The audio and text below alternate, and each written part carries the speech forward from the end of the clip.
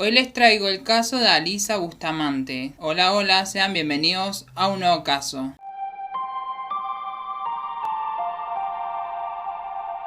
Alisa Dailén Bustamante nació el 28 de enero de 1994. Fue el fruto de una relación entre dos adolescentes que consumían drogas y alcohol. Su madre, Michelle, no demoró en marcharse. Su padre, César Bustamante, cayó preso por un asalto y pasó más de 10 años en la cárcel. En 2002, cuando Alisa tenía 7 años, fueron sus abuelos Gary y Karen Book quienes asumieron la custodia legal de ella y de sus 3 hermanos menores. Alisa creció en una tranquila comunidad de estado de Missouri, Estados Unidos, junto a su abuela mormona y estricta, a quien le resultó demasiado difícil educarla. Karen la llevaba a misa todos los domingos e intentaba infundirle sus creencias en Jesucristo. Creía que eso sería suficiente para contrarrestar el abandono que ella tuvo desde niña. Pero Alisa ya venía con una manera de que ella no podía comprender de cómo era su comportamiento. Durante la preadolescencia de Alisa, en las redes ella subía selfies de manera que empezaron a mutar desde alegre, inocente y pasaron a ser terroríficas y preocupantes. Ella se volvió una chica más callada y sombría y se empezó a autolesionar en ese momento. A los 13 años empezó a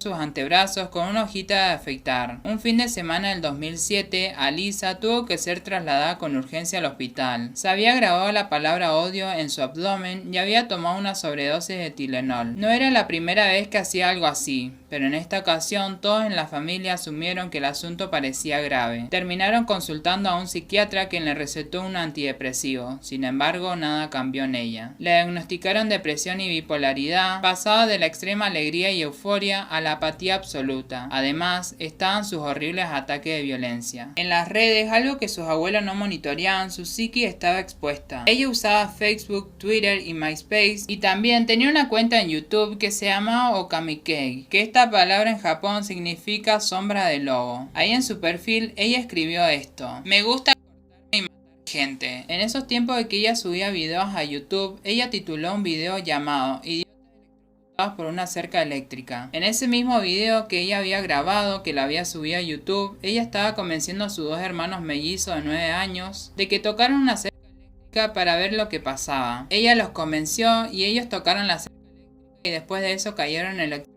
en el piso, retorciéndose de todo dolor que habían sufrido en ese momento. Pero lo peor de todo esto es cómo se escuchaba la risa de Alisa riéndose de cómo sus hermanos estaban electrocutados eléctrica. Las fotos posteadas revelaban su alterado estado mental, pintorrajeada con labial como si fuera sangre, con ojos delineados de una forma siniestra, poniendo caras que pretendían infundir miedo o mostrando los dientes como un animal furioso. Su falta de tolerancia a cualquier frustración hacía que Alisa peleara con todos, familiares, compañeros de clase y profesores. Su ira la llevó a lastimarse con frecuencia y a quemarse con cigarrillos. Acumuló en su cuerpo más de 300 cicatrices de y la exhibía con orgullo. Cuando cumplió 15 años, su odio era absoluto. Carecía de empatía y no poseía ninguna habilidad para dominar sus violentos deseos. Ella en un momento les confesó a sus amigos que desearía saber cómo se sentía matar a alguien, pero todos ellos en ese momento no le prestaron atención y pensaron que ella solamente estaba fanfarroneando. Una de sus amigas, llamada Jennifer Meyer, declaró esto: estábamos en una fiesta y ella me llevó a un lugar apartado y me dijo: sabes, me gustaría saber cómo se siente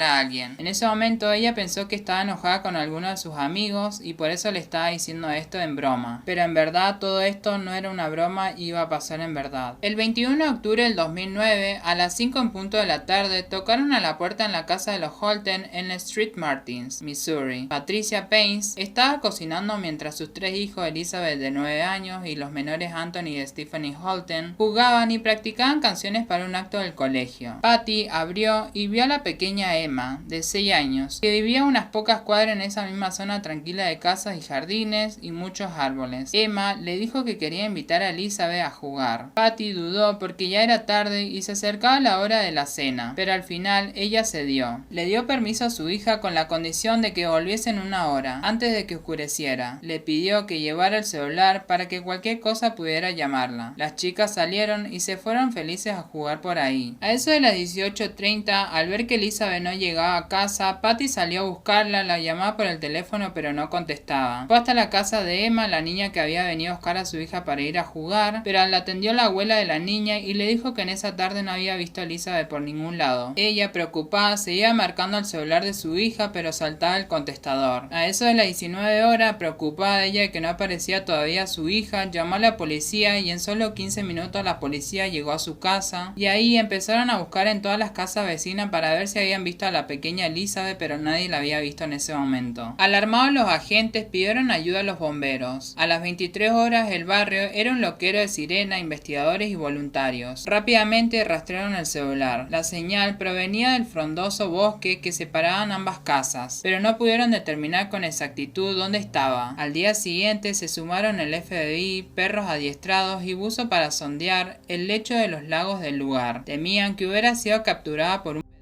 A esta altura la batería del móvil como la vida de Elizabeth ya se habían agotado. Emma tenía poco para aportar. Con sus solo 6 años ella solamente repetía que Elizabeth se había ido después de jugar a eso de las 18:15 a su casa. Ante tantas preguntas, Elizabeth en un momento deslizó algo que llamó la atención a la policía. Explicó que luego de la partida de Elizabeth ella se quedó atrapada en un arbusto con espinas y empezó a llorar. A los gritos ella llamaba a su media hermana mayor para que pudiera rescatarla de ese arbusto. Esa media hermana tenía 15 años y se llamaba Alisa Bustamante. La policía paró todas sus antenas. Averiguó enseguida que ese día posterior a la desaparición, el jueves 22 de octubre, Alisa había faltado al colegio. La fueron a entrevistar. Les pareció una chica tranquila, segura de sí misma y colaboradora. Pero aprovecharon y le preguntaron acerca del pozo hallado en el bosque que habían encontrado unos investigadores en ese momento que estaban buscando a Elizabeth. Y Alisa reconoció sin titubeos que a ella le gustaba cavar tumbas para enterrar animales muertos. A los investigadores esa respuesta les resultó demasiado extraña. Decidieron conseguir una orden judicial para entrar a la casa donde vivía Alisa con sus hermanos y abuelos. Cuando al día siguiente ingresaron al dormitorio del adolescente, se les heló la sangre. Había dibujos y frases en las paredes que parecían hechos con sangre. Y había un texto que decía: me corto para hacer físico lo que tengo dentro. Me corto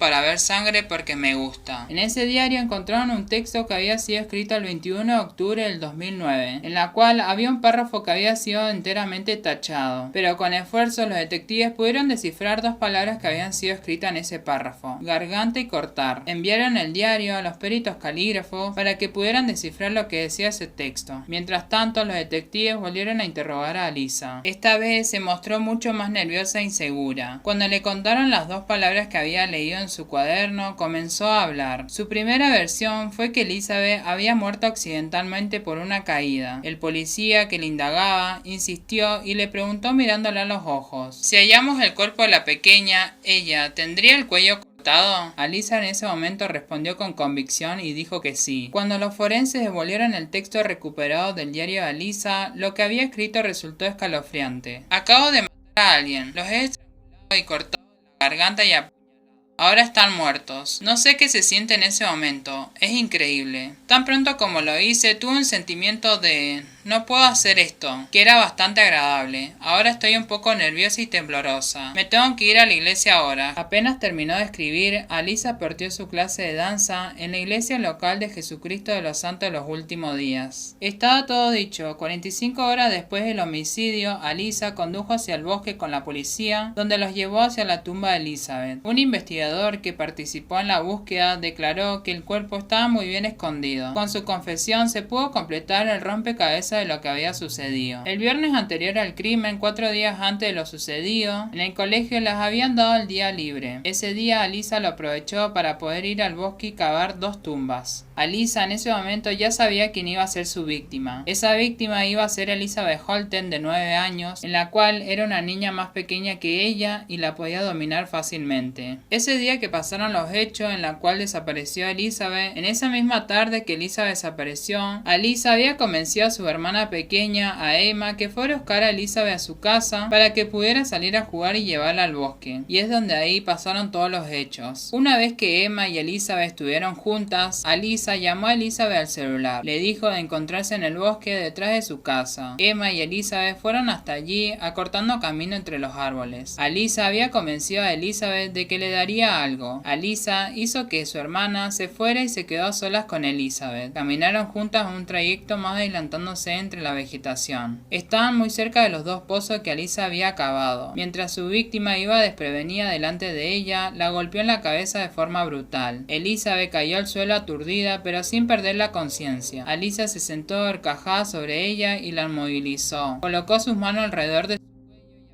con fuerza hasta que Elizabeth dejó de luchar y se desmayó. Siguió adelante con su macabro plan y sacó del bolsillo trasero de su pantalón una 8 veces en el pecho. Para asegurarse de que estuviera muerta, le cortó las muñecas y le arrancó el cuello de lado a lado. Y ese mismo día que ella confesó de lo que le había hecho a la pequeña Elizabeth, fue detenida. Elizabeth Holten fue enterrada el 28 de octubre del 2009. Su ataúd llegó al cementerio en un carruaje tirados por caballos y esperándolo ahí sus amigos y familiares, que estaban todos vestidos de color rosa, su color favorito. Pese a que sus pruebas en su contra eran contundentes, Alisa se declaró inocente. El 18 de noviembre del 2009, por la brutalidad del crimen, el juez decidió juzgarla a ella como una adulta. Mientras Alisa estaba en custodia, ella intentó autolastimarse con sus propias uñas. A ella la tuvieron que poner bajo vigilancia por el temor de que pudiera suicidarse. En enero del 2012 ella se declaró culpable porque sabía que sería juzgada como adulta y quería evitar la pena de muerte. Cuando en el juicio le preguntaron sobre su crimen, dijo sin demostrar emoción alguna: "La estrangulé y la apuñalé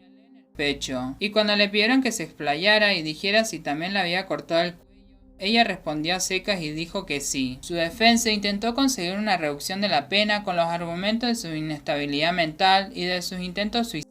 Los psicólogos la describieron como una joven severamente perturbada, hablaron de depresión, desórdenes de personalidad, mal manejo de los impulsos y de la rabia. Por su lado, el fiscal Richardson pidió perpetua para ella, a lo que le sumó un plus de 71 años, por el tiempo de vida que Elizabeth había perdido. El 8 de febrero del 2012, ella fue condenada a prisión perpetua por homicidio en segundo grado, con la posibilidad de libertad condicional una vez cumplidos los 35 años y 5 meses en prisión. Esta libertad condicional recién la podría pedir ella en el año 2044. Bueno, gente, hasta acá ya el caso. Espero que les haya gustado. Comenten acá en los comentarios qué les pareció este caso, qué les pareció todo lo terrorífico que hizo esta adolescente. Un caso perturbador por todo lo que le hizo a esa niña, que ella, o sea, Alisa quería saber cómo se sentía matar y hasta que lo logró. Ella encima le decía abiertamente a sus amigos de que iba a matar a alguien para saber qué es lo que se sentía. Además lo escribió en el diario. Fue horrible todo lo que pasó en este caso. Así que nada, gente, no olviden de darle like, de seguirme en todas mis redes sociales, que la voy a estar dejando de este lado o de este lado, no sé. Así que nada, gente, hasta acá ya el caso y nos vemos en un próximo video. Chao, chao.